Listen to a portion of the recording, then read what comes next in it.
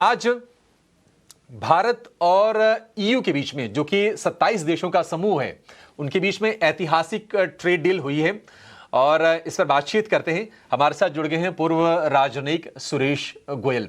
सुरेश जी, बहुत शुक्रिया आपका समय देने के लिए। स्वागत है आपके टीना स्वदेश पर। सर, पूरी दुनिया ट्रंप के टैरिफ टेरर से जूझ रही थी और उसके बीच में एक बड़ी ट्रेड डील हमने स्ट्राइक की है। इसको आप कैसे देख रहे हैं और क्या आपको लगता है कि इस डील के बाद, क्योंकि ईयू के लीडर भी कह चुके हैं, कनाडा के पीएम मार्क कार्नी कह चुके हैं कि वर्ल्ड ऑर्डर अब चेंज होगा यहां से, आप उस लिहाज से इसे कितना इंपॉर्टेंट मान रहे हैं?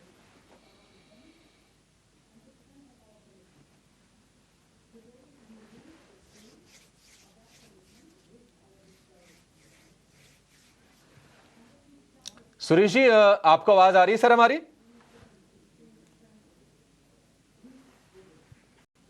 सर आप प्लीज अनम्यूट कीजिए, फिर सुन पाएंगे आपको। हाँ, सॉरी, माफी चाहता हूँ आपसे जी। कहिए, सॉरी मैं सुन नहीं पाया जी आपको। सर। हाँ, आप दोबारा कहेंगे एक बार?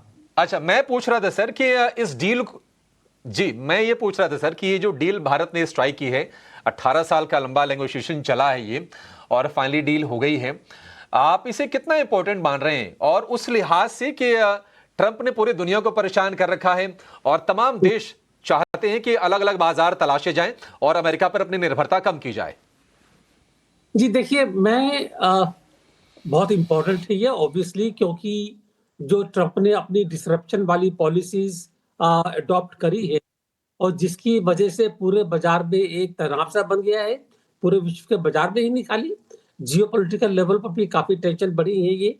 और उसके अलावा एक तरह से देखा जाए तो बाकी जो यूरोप, एक उनका अमेरिका का एक बड़ा रिलायबल पार्टनर था सिक्योरिटी आर्किटेक्चर में भी और व्यापार के सिलसिले में भी, उसको भी लग रहा है कि अमेरिका का साथ कब तक चलेगा। तो मैं ये कहूंगा कि दोनों ही लिहाज से देखने के बाद, हमारे लिहाज से, हमारे रुख से और यूरोप के रुख से देखने के बाद, काफी इंपॉर्टेंट डील है। इसका परफॉर्मेंस क्या रहेगा ये देखने वाली बात है। आपको ये पता है कि ये अभी साइन नहीं हुई है, ये खाली अनाउंस किया गया है कि यहाँ डील कंक्लूड हो गई है। साइन साल के आखिर में हो गई है और साइन होने के बाद भी जियोपॉलिटिकल सिचुएशन क्या रहती है, क्या नहीं रहती है, उसके ऊपर डिपेंड करता है ये कि इसकी परफॉर्मेंस क्या रहेगी।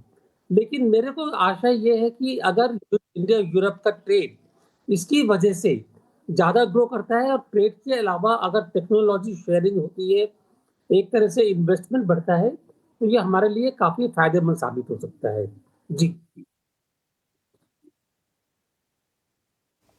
बिल्कुल। Suresh sir, good afternoon. Mansi this side. इस डील के साथ साथ लगातार प्रधानमंत्री नरेंद्र मोदी जी की तरफ से जो make in India manufacturing push को लेकर बयान आ रहे हैं, वो भी हम देख रहे हैं। अब यहां से इस बड़े ऐलान के बाद क्या ये समझौता भारत की मैन्युफैक्चरिंग और मेक इन इंडिया को गति देगा, और साथ ही क्या छोटे और मध्यम उद्योग जो हैं वो भी इस डील का लाभ उठा पाएंगे, या फिर ये फायदा केवल बड़े निर्यातकों को मिलेगा? के बारे में कुछ भी अंदाजा लगाना अभी काफी मुश्किल है, क्योंकि अगर टेक्नोलॉजी शेयरिंग, दो चीजें हैं। देखिए, एक तो अगर हमारे लिए यूरोप की मार्केट ओपन होती है तो उसमें बजाय प्रोडक्ट के अलावा जैसे टेक्सटाइल से, इलेक्ट्रॉनिक्स से, कंज्यूमर इलेक्ट्रॉनिक्स से, फार्मास्यूटिकल से, तो उसमें हमारे जो मिडिल लेवल के ट्रेड है, एमएसएमईज को भी फायदा होने की उम्मीद है मेरे को। बशर्ते कि वहां से वाकई में जो स्पिरिट है एग्रीमेंट की, उसके मुताबिक काम हो आगे।